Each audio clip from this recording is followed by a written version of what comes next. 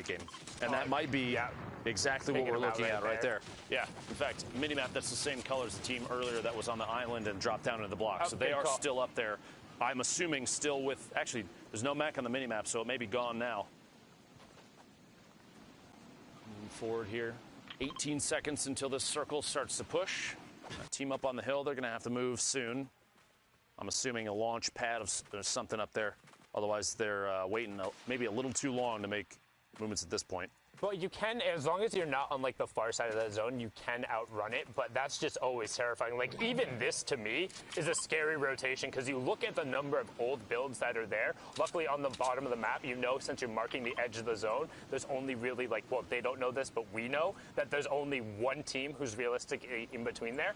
But passing all of these old builds is terrifying. You can see the Driftboard team on the purple coming in, as well as that other team who is on the high ground seems to be making a launch pad rotation since they are so high up and flying at a consistent speed. But as that circle is encroaching, expect Siddig, M-Siddig, and Rampage to run into a little bit. Oh, here they are, boxed up in the mech. They do still have the mech. Yep.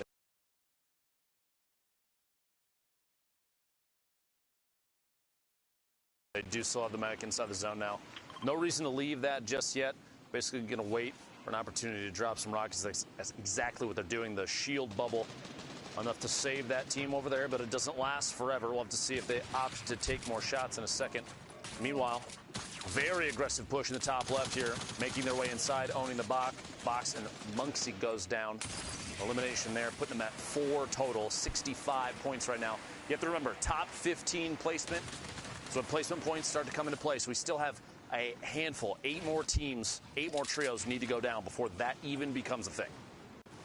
Yeah, I mean, it's just so much so to get there. You can see Monksy was the solo pushing us into top 23 duos. So only 5 trios have actually dropped over the course. And it's 9th through 12th. We'll be getting that first round of placement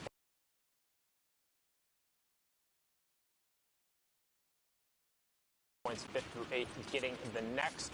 3rd and 4th will receive one. And then 2nd gets a bump.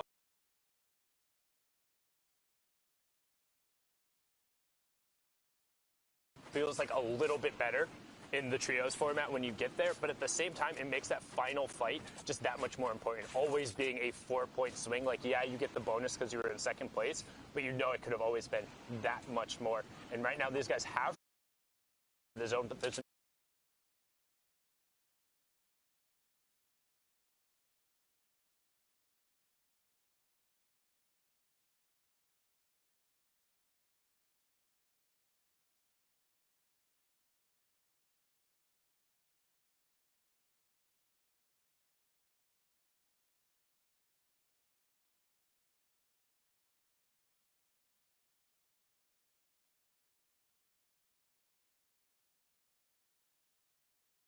east side and the west side are going to be completely chock full of teams.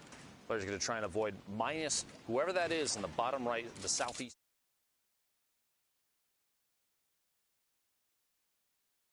Are there even on the slowest edge of the circle? They can just kind of wait and see who may.